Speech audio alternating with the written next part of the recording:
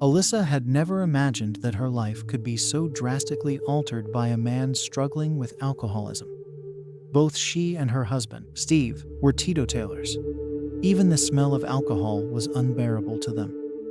If anyone had suggested to Alyssa that her mother, a respected figure who had dedicated her life to service at the county hospital, would spiral down like that in just a few months, she would have scoffed at the idea. Now, Alyssa regretted ever agreeing with her husband to relocate. The young woman suspected that her mother's troubles had begun with the arrival of new neighbors. Two sisters, Sarah and Sandra, had bought a studio apartment after Grandma Natasha passed away.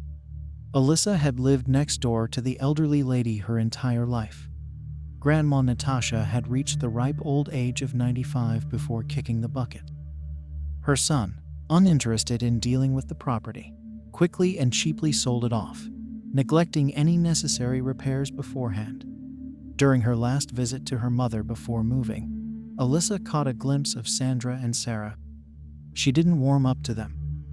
While there wasn't anything inherently off-putting about these women, as she passed by their open door, she couldn't help but notice the complete disarray reigning in their small apartment. The stench of booze permeated the hallway as well. Irene Simmons had always been meticulously tidy. The retired nurse, who had retired 4 years prior, maintained a spotless home. Alyssa vividly recalled her mother's constant nagging, dating back to her school days, about keeping things orderly. "Alyssa, if you leave that mug on your table for another 2 days with tea dregs in it, you'll soon have a whole civilization of mold growing in it. Why don't you pick up after yourself?" Alyssa hung her head in shame, remaining silent. "I come home from work, after a long day at that, and what's the first thing I do? Instead of sitting down to eat and relax, I start cleaning," her mother scolded. "You're at home half the day. Is it too much to ask to dust and mop the floors?" "Mom," Alyssa weakly protested. "I spaced out. I meant to clean, but it slipped my mind. I'm sorry. I'll wash this mug right now." The young woman couldn't comprehend what had happened to her mother. They hadn't seen each other for 3 months, and during that time, Irene Simmons had transformed their once cozy apartment into a pigsty. As Alyssa drove her mother home, she racked her brain, trying to recall if she had missed any warning signs. Surely, a person couldn't suddenly, without rhyme or reason, neglect themselves like this. Initially, when Steve was offered a promotion after the move, Alyssa was thrilled by the news. Finally, they could escape the confines of their small town. She envisioned more opportunities for herself, her husband, and their young daughter. They could choose a better preschool, and later on, a school or public elementary school. Work might also become more manageable. Alyssa planned to return to the workforce once her daughter turned 3. Yet, as the initial euphoria of the move subsided, Alyssa began to worry about her mother. How would she fare alone? On the phone, Alyssa hesitated to break the news of their imminent departure to her mother. She decided to discuss it in person. While Steve was at work, she packed up her daughter and headed to her mother's place. Irene Simmons greeted them with joy. "Alyssa, hello. And my little sunshine, hello. Come give your grandma a hug. Why are you lingering in the doorway? Alyssa, come in quickly." Alyssa stepped into the hallway, took off her shoes, and immediately addressed her mother. "Mom, let's go to the living room. I need to talk to you about something."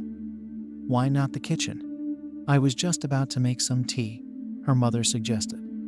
Upon hearing that Alyssa, her husband, and her granddaughter were moving, Irene Simmons became visibly upset. "What about me? Will I be all alone here? And what about Lily? Won't I see her anymore?" she fretted. "Mom, why jump to conclusions? First of all, we're not moving forever. I think it'll be for a couple or 3 years, and then we'll come back. Even if we end up staying there permanently, once we're settled, we'll bring you to live with us," Alyssa reassured her. Her mother looked at her skeptically, causing Alyssa to feel a flush creep up her cheeks. "Don't worry. This transfer is crucial for Steve's career. He's been promised a promotion in a month. It's a big opportunity, she explained. Fine, go if you have to. I can't stop you from following your husband around. Just don't forget about me. Call me often. Or better yet, come visit, her mother conceded. Okay, Mom. I promise we'll visit whenever we can.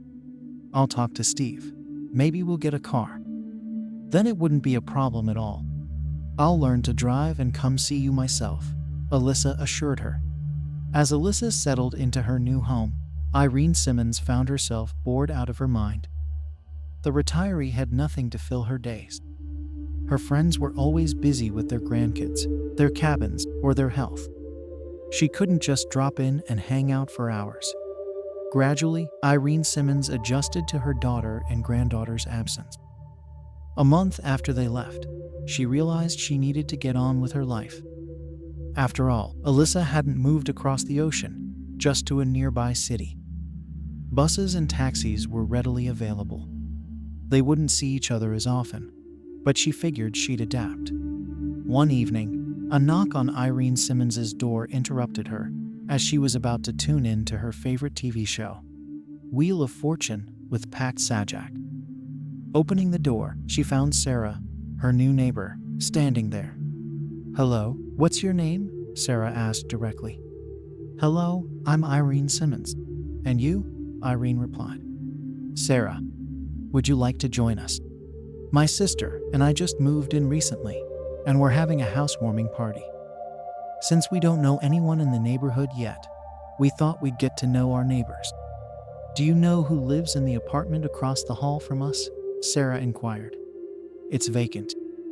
The owner lives in New York and rents it out. The previous tenants just moved out recently, and it seems she hasn't found new ones yet, Irene informed her. So, will you come over? Sarah pressed. Why not? Irene shrugged. I'll be there in a few minutes. Grabbing a rotisserie chicken from the fridge, she couldn't show up empty-handed. Irene had closed her apartment door and knocked on the neighboring one. Upon entering, Irene was taken aback by the disarray that seemed to reign over the small apartment. Clothes piles cluttered the corners, with summer and winter garments mixed in with shoes. In the kitchen, a pile of blankets and pillows lay strewn across the floor. On the table sat a full bottle of vodka, alongside a plate of sliced pickles and a bowl of boiled potatoes. Sarah's sister, Sandra, greeted her with a smile. Come in. Whatever you brought, you're welcome. The sisters persuaded Irene to have a drink with them, then another and another. The retiree quickly became intoxicated. She hadn't had alcohol in quite some time. In her youth, long before Alyssa was even born, Irene Simmons had struggled with alcohol dependence, nearly losing her job due to drinking on the job. She and two colleagues would sneak drinks in the nurses' lounge after lights out. Eventually, Irene had pulled herself together and kicked the habit. You, Miss Simmons, don't judge. Sandra and I aren't just loafers. We work hard and don't rely on anyone. I'm a laundry worker, and she's a school custodian. And yes, we enjoy a drink to unwind after a tough day, one of her colleagues had once said. Drunk, Irene nodded in agreement, backing up her new acquaintances. Who's stopping you, huh, Sarah? Everyone deserves to relax. Unbeknownst to her, Irene slipped back into alcohol dependency within 2 months. Her new friends, Sarah and Sandra, kept up appearances during the day, but drowned themselves in alcohol almost every evening, often inviting Irene to join them. Despite being relatively young, barely in their 50s, Sarah and Sandra took advantage of Irene's generosity. She often paid for their drinking sessions, and when the bottle ran dry, she'd chip in for more. As a heavily buzzed Irene stumbled off to her room, the sisters would laugh, calling her a walking ATM and celebrating their newfound freedom from spending their own money on entertainment. Meanwhile, settling into her new home, Alyssa shamefully neglected her mother. Busy with Lily's teething and the discomfort of their temporary housing provided by Steve's company, Alyssa found herself caught up in minor repairs, housework, and tending to her young daughter. neglecting to reach out to her mother. Late one night, Irene Simmons herself dialed her daughter's number. Without even saying hello, she launched into a tirade of complaints. "After you left, have you forgotten about your old lady? How inconsiderate can you be? Do you even get any sleep at night?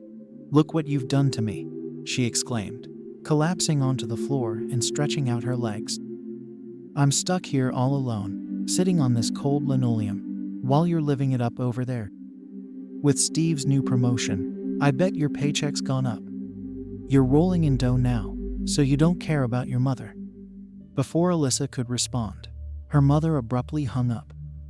Alyssa tried calling back, but got no answer. She spent half the night worrying and filled with guilt.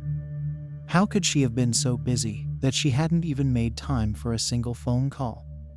They used to chat every few days.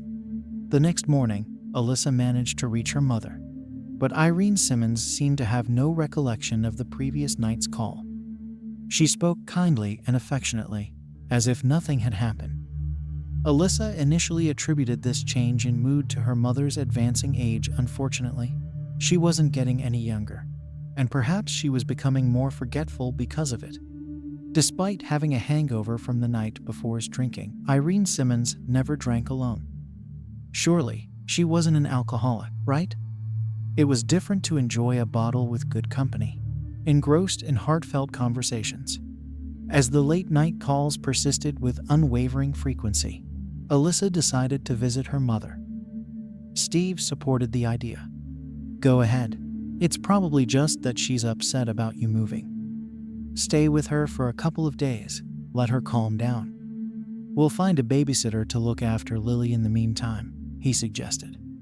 And so, Alyssa left her daughter in the care of the babysitter and made her way to her mother's apartment, arriving late in the evening. Alyssa was taken aback by the sight that greeted her. Her mother's apartment was in disarray, dishes piled up dirty, suggesting weeks of neglect. Irene Simmons lay on the couch in a stained housecoat, clearly intoxicated. Alyssa roused her mother after 15 minutes, only to realize immediately that she was drunk. "Mom, it's 10 o'clock at night, and you're wasted? What's going on? What happened to you? Why is the place such a mess?" Alyssa questioned, a mix of concern and frustration evident in her voice. "Ah, there you are," Irene Simmons slurred. "Feeling guilty. Conscience finally caught up with you, so you decided to check up on your old lady." As Alyssa prepared a bath for her mother, thoughts raced through her mind. "I need to find out if there are any outstanding bills for the apartment. We don't know how long she's been drinking, or if she's even paying rent." After cleaning and tucking her mother into bed, Alyssa began tidying up the living room. Suddenly, there was a knock at the door.